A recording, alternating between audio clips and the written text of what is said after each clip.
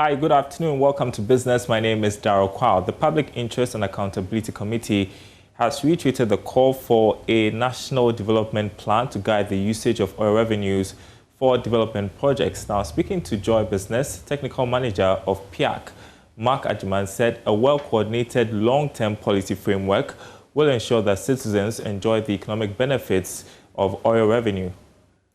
The project is there, but then the project is for the regional feeder roads departments. When we were entering that, we saw the project, but then because there was no signboard labeling that this project is funded from petroleum revenue, you can identify the project as such. So, clear, visible identification of projects, whether through signage, whether through forum, whether through any other means, for people to know that these projects are funded from oil money, will be welcoming going forward. And also, we have stated in our 2020 annual report that the default position of the PRMA is for the state to spend petroleum revenue through a long-term national development plan. Now, because the law is developmental in orientation, it gives 12 areas. That in the absence or while we are putting together a long-term national development plan, we should select up to 4 areas from a list of 12 and spend petroleum revenues through for a medium term, that's the 3-year period. But if you carefully look at the priority areas, the 12 priority areas, more or less it panders to political party manifesto. Yeah, instead of what a long-term national development plan will have done, because a long-term national development plan, almost every political party will couch its manifesto around that long-term national development plan. So that's why we at PIAC, we are calling for a long-term national development plan.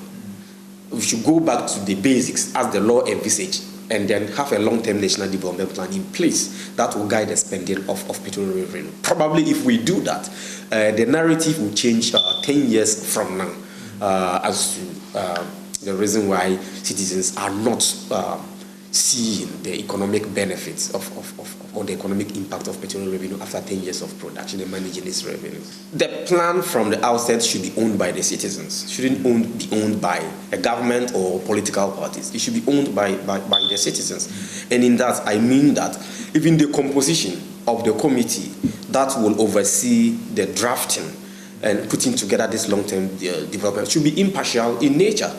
It should be the membership of the constitution should be the broad spectrum of the Ghanaian society. There can be political party representation, but there should also be the ordinary citizen representation on that committee. There should be consensus building. Yes, there will be compromises here and there. But then if we do this, if we adopt this approach, no political party will come to power and see the long-term development plan as the product of a certain political regime, because it will have been the vehicle that will have carried the production of the long-term development plan will have passengers from all broad spectrum of the Ghanaian society. That is the way forward.